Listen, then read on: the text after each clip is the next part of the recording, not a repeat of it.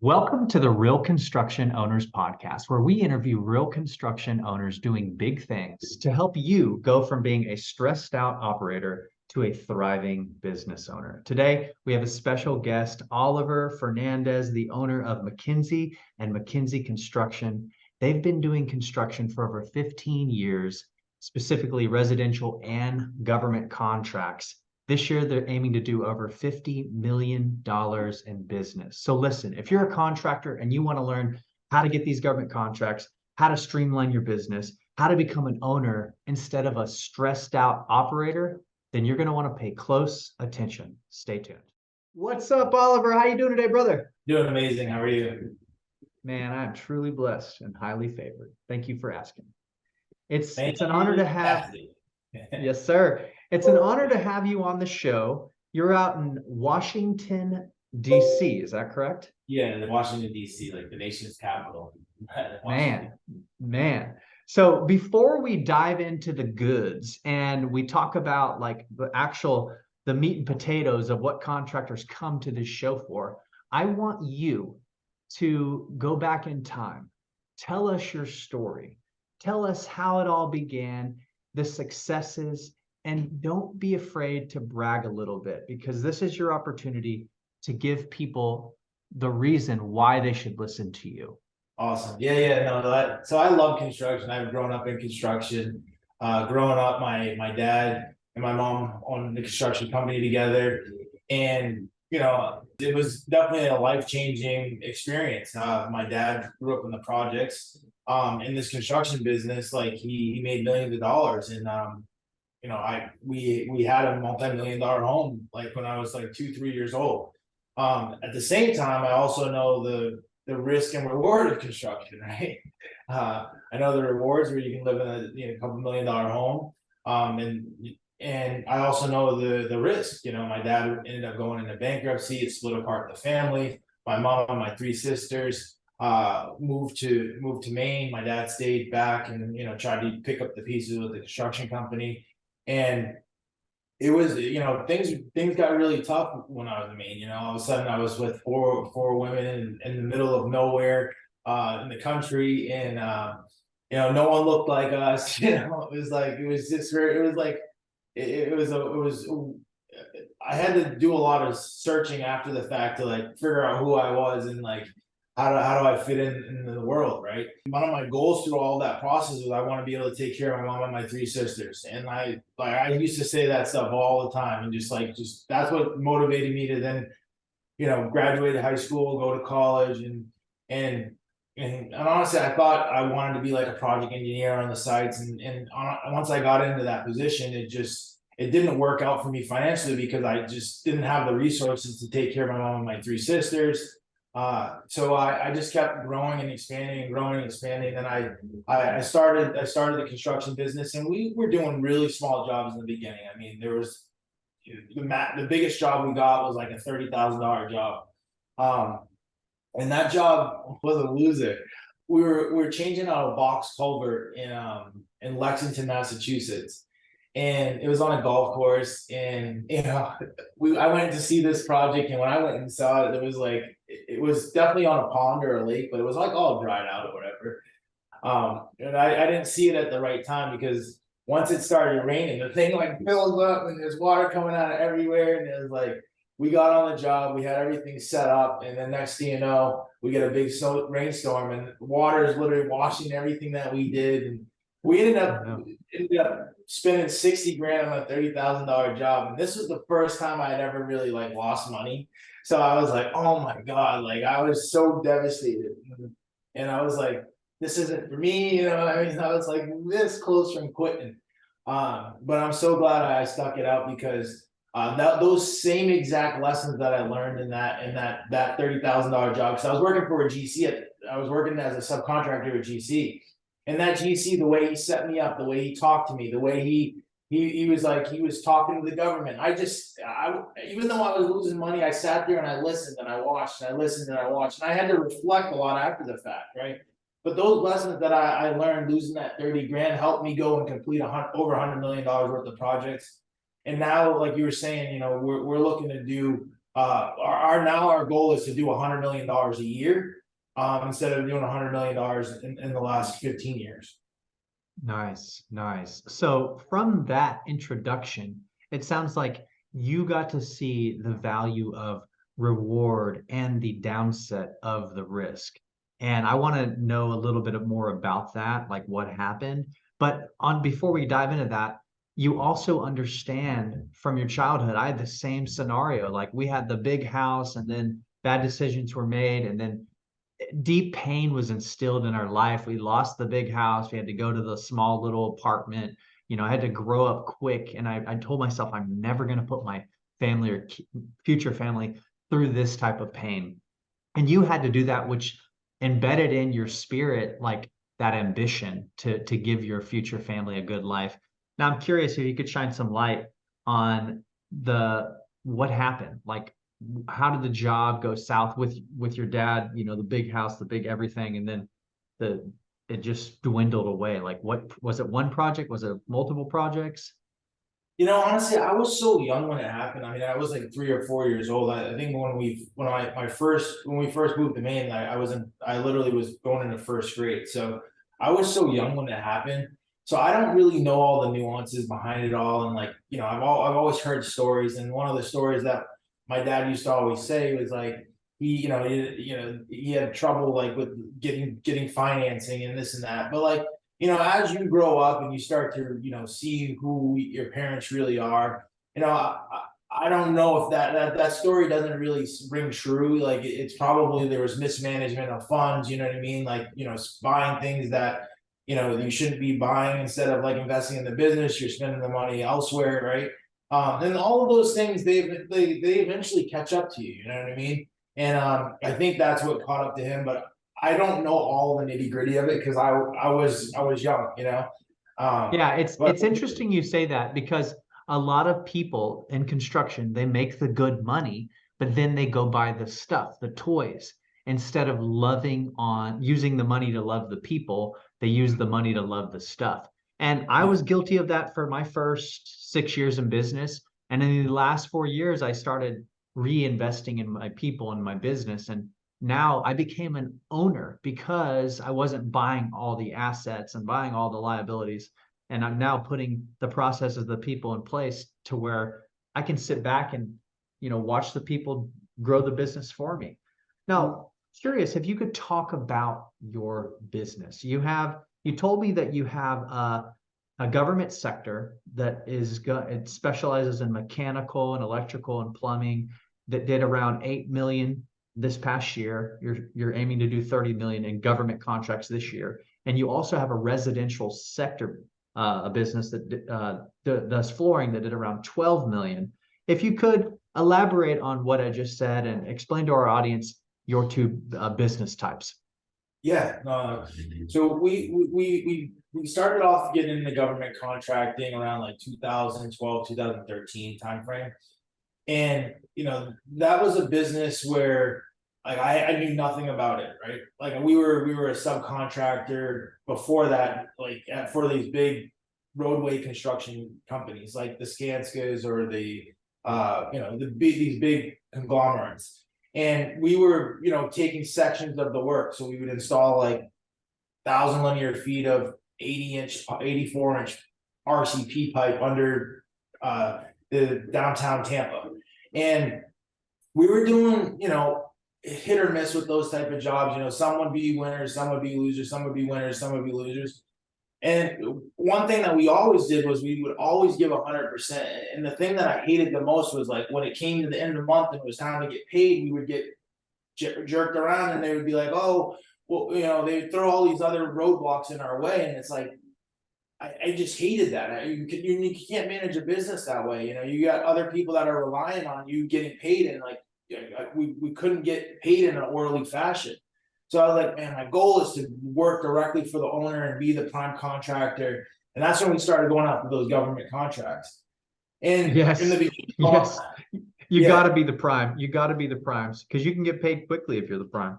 right. And you know what the rules are, and if you just follow the rules, you can get paid, right? Whereas if you're not the prime, like the prime can throw all these other rules and make this stuff up, and it's just like they're making the rules up as they go. And I just personally, I just don't like that. I've never been the little brother, so I don't like making the rules up as we go. Yeah, right. Yeah. So we started off doing that, and then we got in the government space. And I remember the first year was so hard. I mean, I was calling and making calls and calls and calls.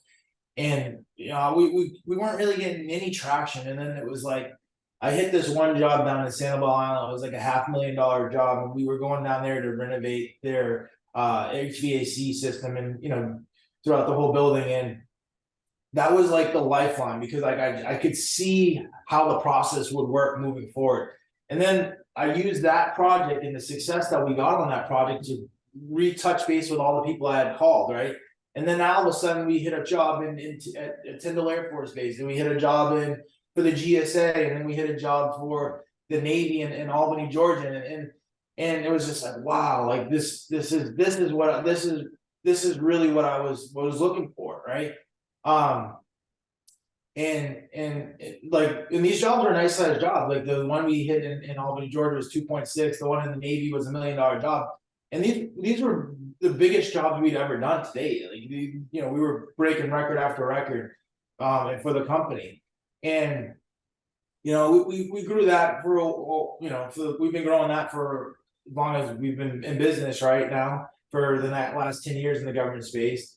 And in the process of that, I started talking to some of my friends that were back at home, and then they were working for a flooring company. And as being a contractor and having done these larger projects, I just let them know, like, hey, if you ever come across any opportunities that are bigger than what you can handle, let me know. Like, we'll do it together.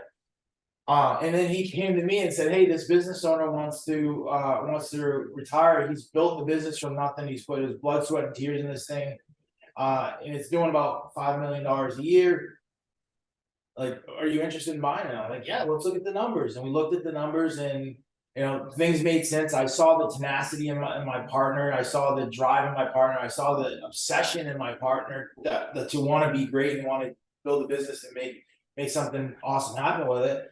And I was like, yeah, we'll put some money behind this thing, and let's roll. And then that's where we got the two companies now, like McKinsey, who's the government contractor. And then we have another subsidiary, like Portsmouth Quality Flooring, that does flooring in the Northeast, New Hampshire, Maine, Massachusetts area. They install like carpet, tile, flooring, LVP, wood floor, all that type of stuff.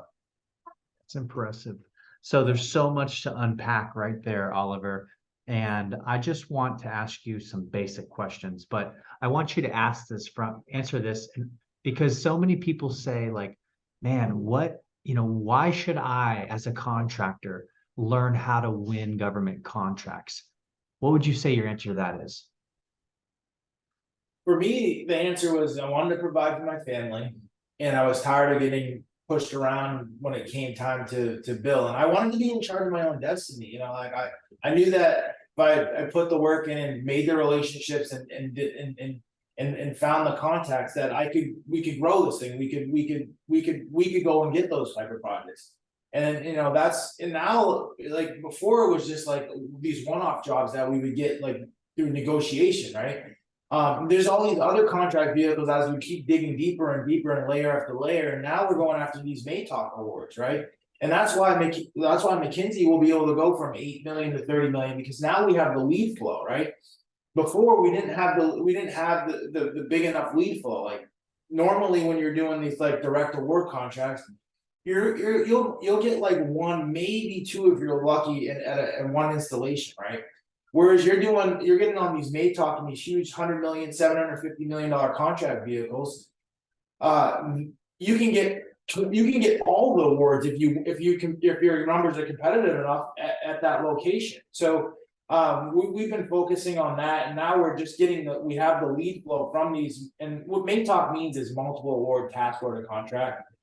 So what that means is like we multi-year, like 4 or 5 years or 8 years. Yeah. For example, we just won a $750 million award here in the DC, Maryland, Virginia area.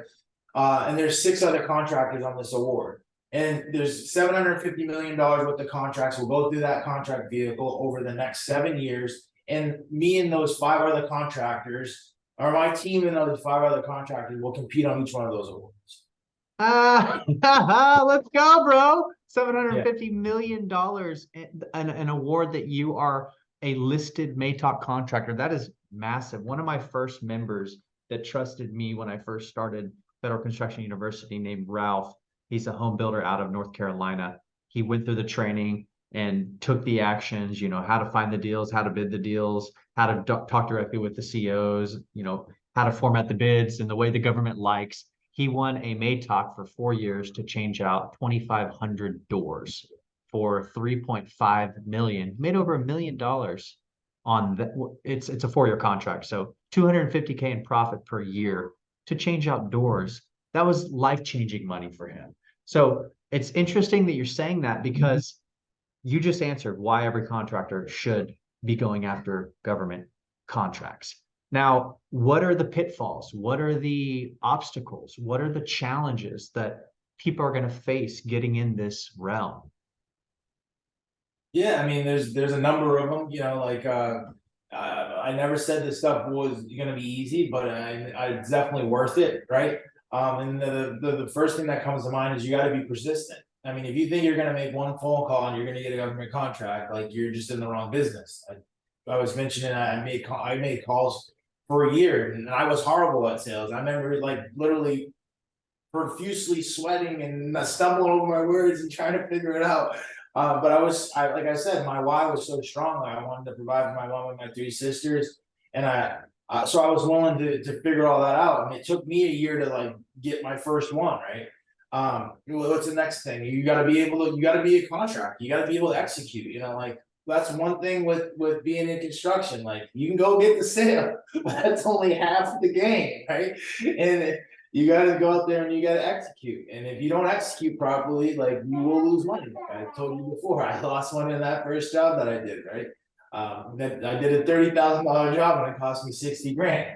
So you got to be able to execute. But once you understand how to push and how to pull and where to punch and where to bottom weave, like, it's a fun game. And it's a very adventurous game. I mean, there's been jobs where we made over $1 million, like, on one job in like 4 or 5 months, So there's a lot of reward there, but there's also a lot of risk, and you got to be able to take the wins with the losses. Luckily, we've had a good streak of wins, and we always try to manage out our losses. But last year we had a job that we went in the tank on $500,000, and it was like 9 years of wins, and then all of a sudden get punched in the heart.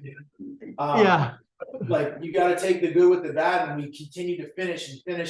And I mean, like, we were like this close from, like, being in big trouble on that project and, like, getting thrown off the job, right? But we got to the truth, and once we got to the truth of what was actually happening, we could take step by step to climb ourselves out of that bad job. Let's go right there. What was the truth? What was the problem? Like, go back into the story, because this is the nitty gritty people want to hear. Because I've had jobs where I lost 100 grand, and I have jobs where I've made hundreds of thousands. So talk about that story.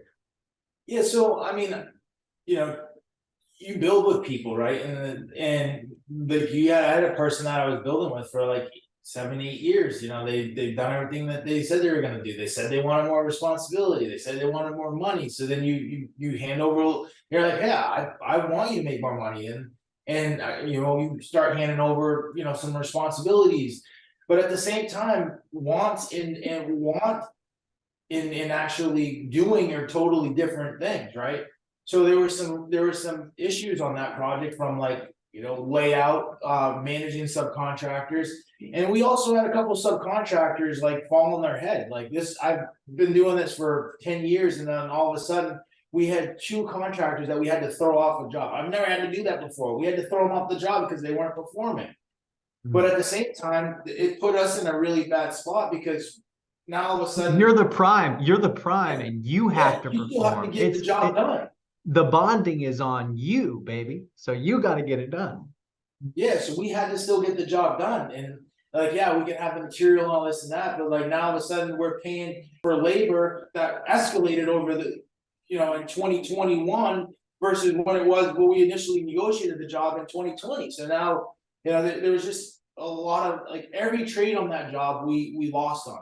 And that's it never happened to us. I mean, like we didn't make money on the fence guy, we didn't make money on the electrical guy, we didn't make money on the concrete, and we didn't make money on any of the trades. It's just you got to be able to take the good with the bad with this stuff. Let's talk about the good. So I want to know one of your favorite 2 or 3 jobs where you're like, I did this, it was this much, we made that much. Yeah, no, we did. There's been so many good jobs. I mean, like we had a job that was down in Byron, Georgia, right? It was HVAC for the USDA, and we did our HVAC renovation. That was the first job we made over $1 million on, and it was like, wow, very eye opening, we've had other jobs where we're down in Air Force Base down in Patrick Air Force Base in Florida. A mechanical project there we did really well on, like $1 million. We had a project out for the Navy out in Washington State, right? Once you start to learn how the game works and you can go to different states and still operate. It was a couple $1 million job. We made $1 million on it. So we've done really well with these jobs, and we know how to make money with these jobs. So that's the good from these jobs, That's and now awesome. It's doubling down and building the team and pouring it back into the team and really taking this thing to the next level. Like I said, we did $100 million in 10 years with the government. Now we want to do $100 million a year. And you can too. You're not going to do that by just not reinvesting in the team. Yeah. Let's talk about your team. How are you making this possible? Like every business owner that is thriving, they have an org chart that states, somebody's a visionary integrator, somebody's in charge of all the service, somebody's in charge of operations, somebody's in charge of growth. Can you lay out your org chart and explain it to us how you're acquiring, who's responsible for acquiring the deals, who's responsible for producing the deals, etc.? Yeah. So when we first started, like it was just me, right? And I made a connection through my dad with another contractor that had done government work before. And I told him, I want to do this government stuff. I want to work directly for the government. I want to be the prime.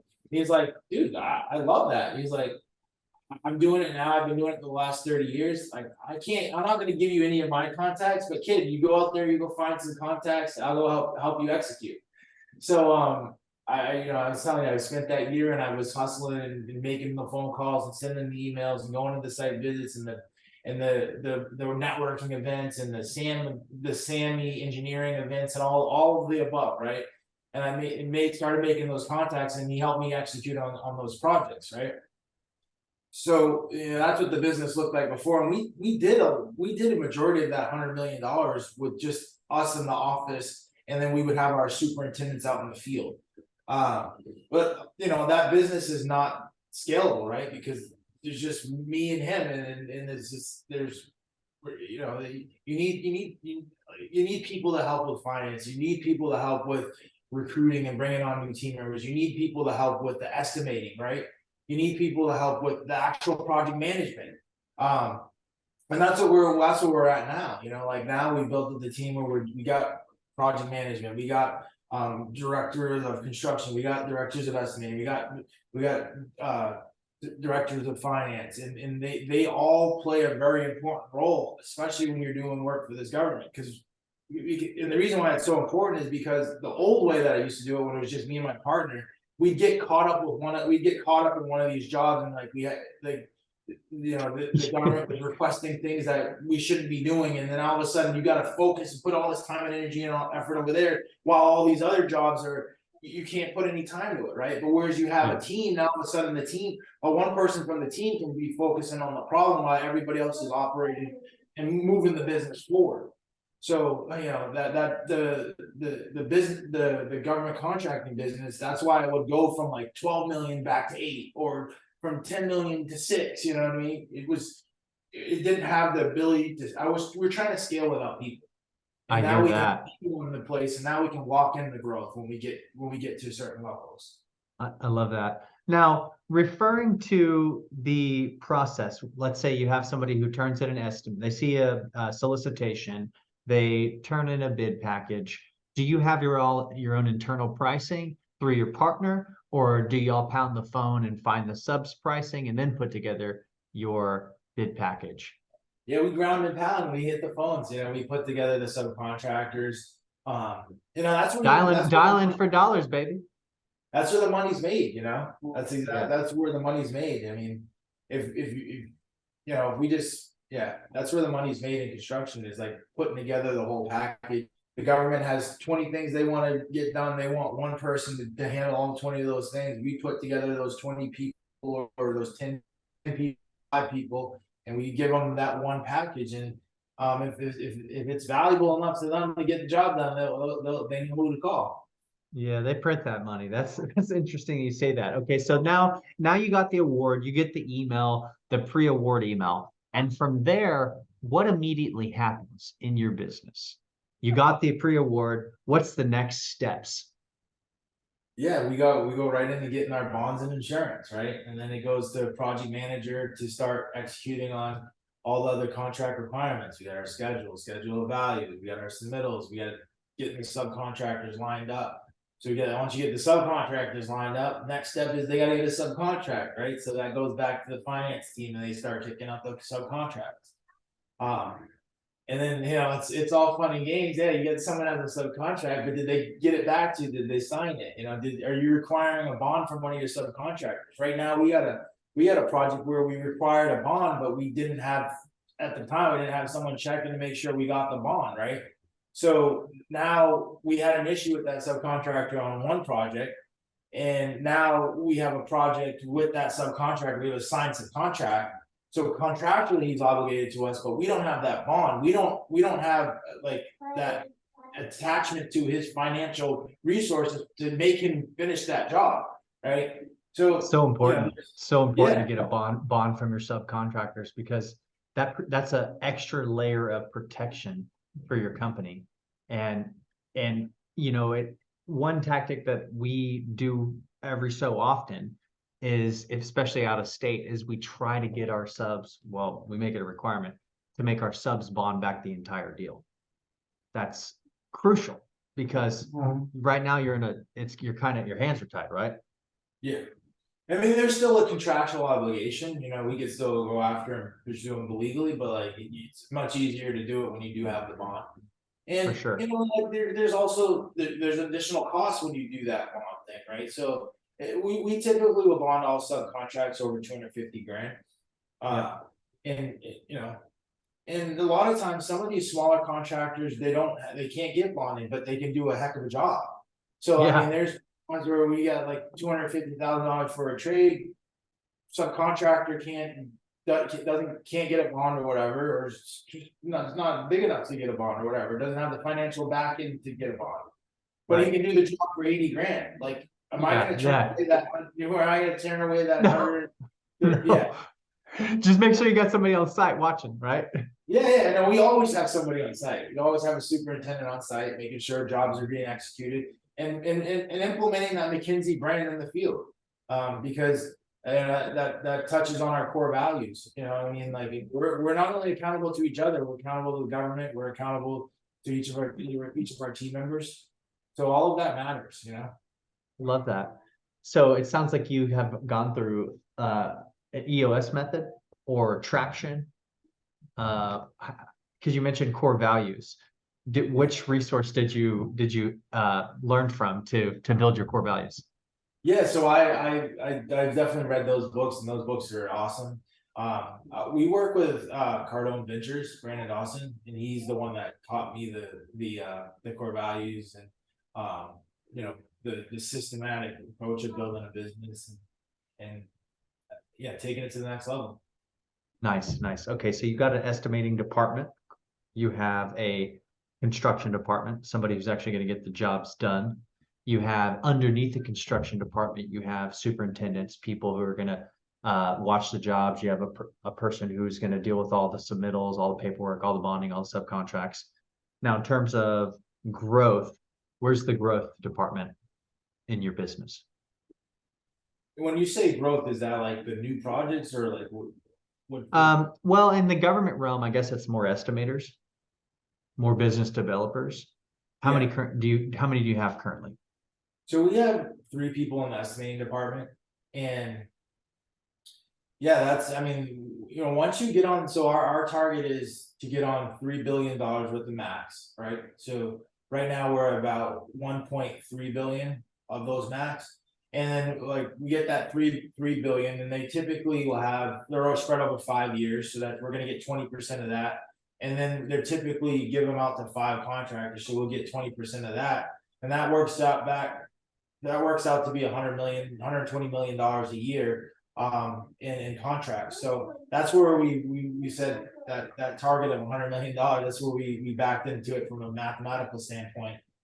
Get 3 billion, 20%, $120 million a year.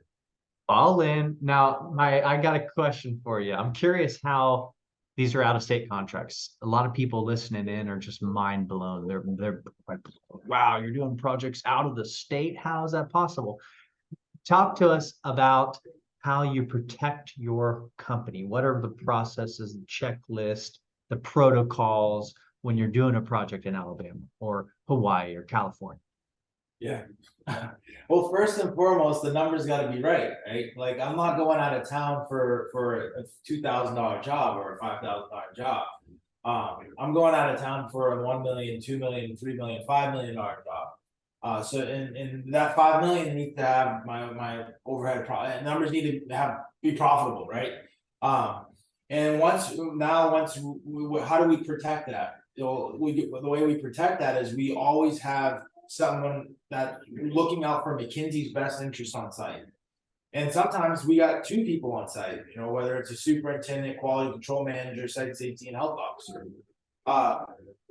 So we always have those people on site. And then, we create a systematic approach so that like, yes, the field is executing, but the home office is like staying in tandem with them, right? So we create we create a big schedule, but then we also chunk it down into 3 weeks. So we create our 3-week look ahead schedule. And if there's that 3-week look ahead schedule is basically driving the whole project. And we know what subcontractors are doing what and when they're doing it and how they're doing it. And if there's any deviations from that, then the field needs to come back to the home office and tell us like, hey, there's a deviation. If it doesn't make sense, no, we're not doing that. But if it does make sense and it's an add to the project and a value add to the project, yes, we'll go ahead and deviate from the 3-week look ahead, but it still gets updated and everybody's on the same page. So like when you're doing stuff out of state, you got to be in alignment, and you have to be all pushing towards the same target. Everybody has to all be on the same page. And with technology nowadays, like we're talking over Zoom, like we create those calls and we make sure we're in communication with the team and everybody's on the same page from what needs to be done, what subcontractors we're using. And that's another way we keep ourselves protected, right? We're working with subcontractors that are the best of the best. Like I don't want a subcontractor that's a dud. I want a subcontractor that goes out and performs, that knows how to make money, because if they can make money, they can make me money. Yep. And we hire find the best guy in town. Find the best guy in town. As long as you can make money, he can make money, right? Right. And so like remember that story I was telling you about where the subcontractor, had to throw him off the site?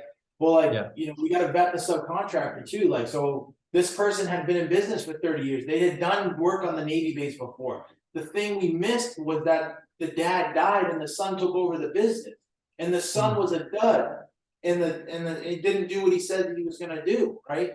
So we always work through that. And like one of the things my estimators will do is like, hey, I always ask them like, hey, did you have any issues when getting your proposal? Because if you're chasing somebody when they're getting that proposal, you're going to be chasing them throughout the whole project.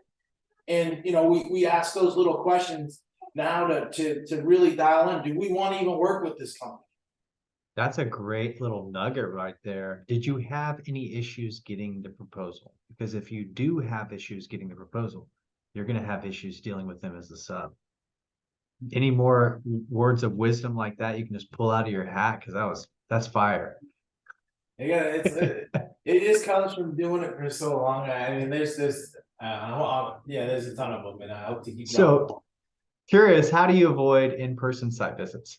Do you have any technique, strategy? Yes, you gotta have a team, right? Like I'm here in Washington DC, but we got site visits going on in North Carolina, South Carolina, Georgia, Florida, Texas, Memphis, Tennessee, Kentucky. I can't be in all those places at the same time. Have I tried to? Yes, I have, and it's like crazy. It's not fun.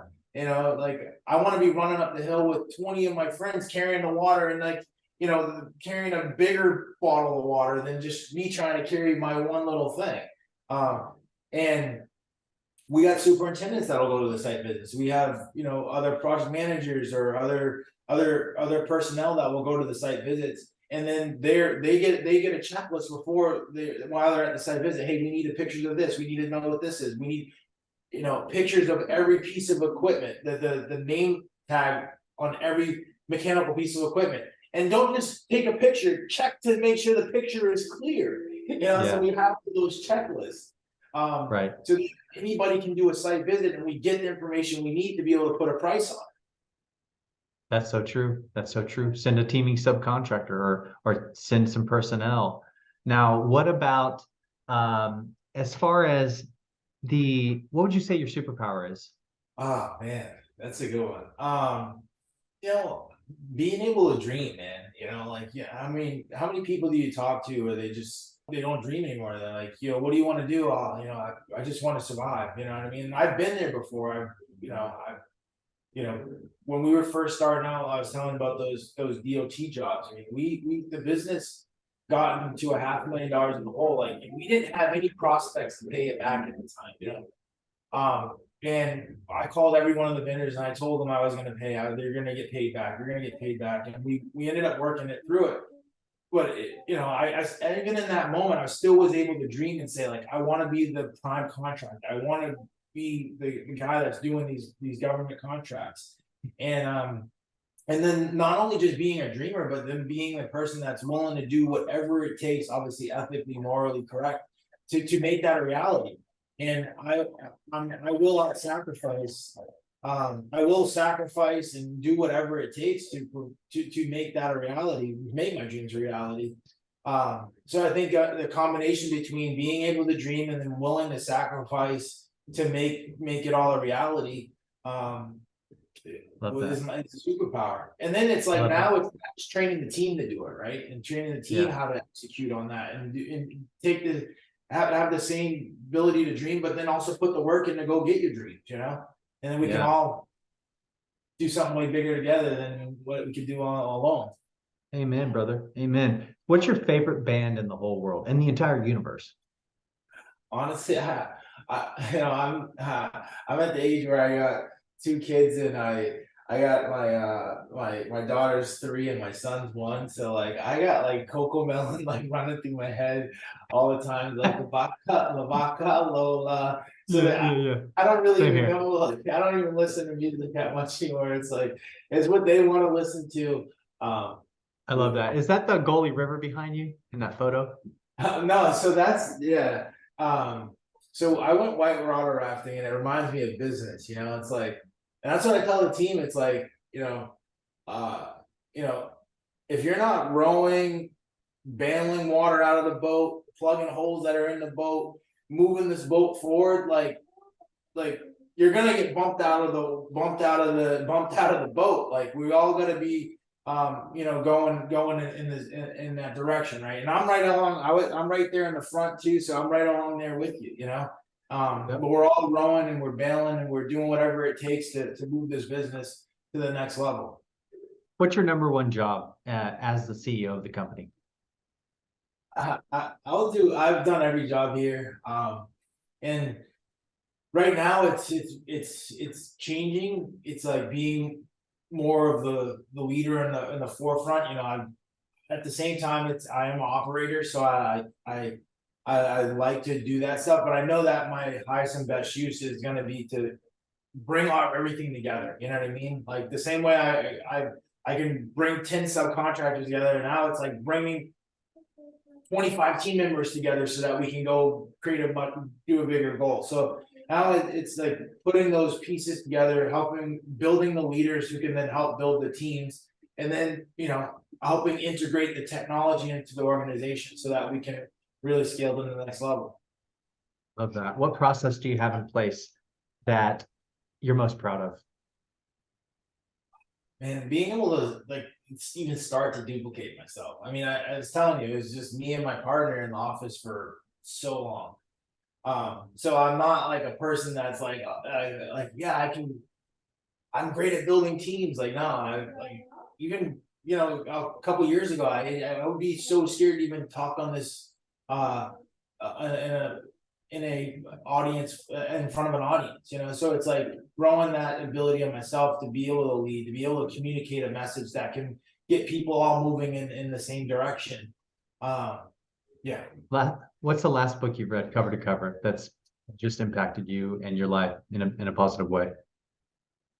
Yeah, so I love reading books, but at the same time I love taking action on the books that I read.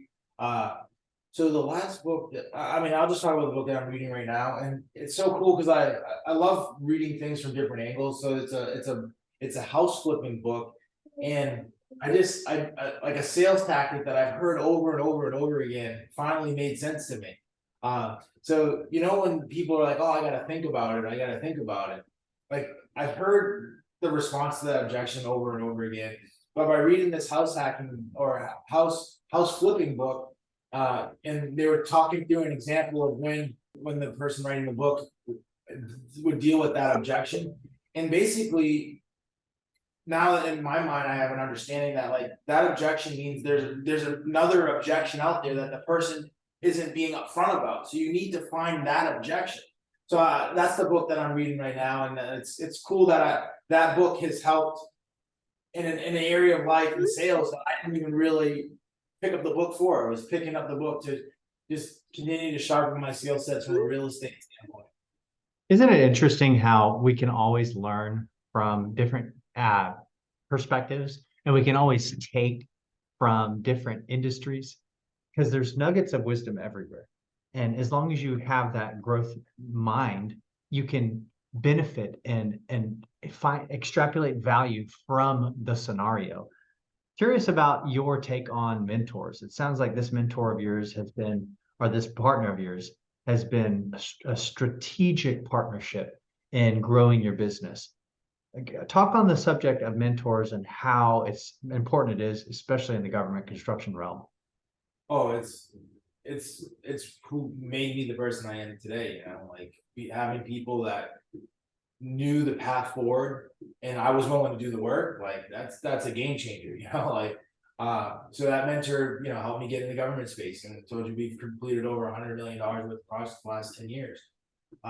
One thing I will caution everyone on this show is that once you have a mentor that is mentoring you, you need to make sure that mentor is still growing themselves. Why? Because if not, there's a ceiling and you're going to hit that ceiling. So, now I have another mentor that sold his last business for $151 million. Like that's something that I want to do. I want to grow something so big that there's something to really talk about. And then even in the real estate space, I had a mentor that helped me get 9 units here in Washington, D.C.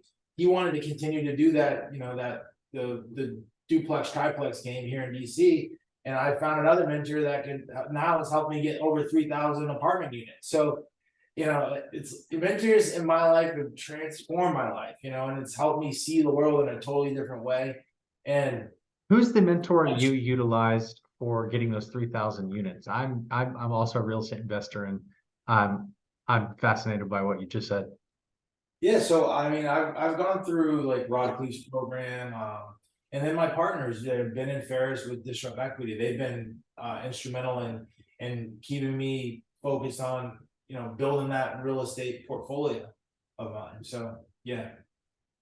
What's the best tip you can give to an owner who's leading a team and wants to leave a legacy? Then stop thinking about you. It's not about you. And once you stop thinking about you and what you're gonna get, that's when the things will start to change. And find people that are aligned and let them run. Don't get in their way. It's That's that was the hardest thing for me. Is like, don't say that, but it's like, dude, people need to learn, they need to grow, but they also need direction, right? So provide the direction, don't abdicate responsibility, which means just, hey, go do this and just think that someone's gonna figure it out. They most likely are not gonna figure it out, because if they did already have it figured out, they would be doing it for themselves. So you gotta like work with people and help them grow and see the bigger picture. And then once they do have it, let them roll, like let them run. And it would be amazing to see what you can all create together. Oliver Fernandez with McKinsey and McKinsey Construction, absolutely crushing it. This has been a blast to learn about you, to learn about your business, and potentially on our next episode, we'll dive deep into your residential flooring sector. Thanks for being on the Real Construction Owners Podcast today, my man. Yes, sir. Forward.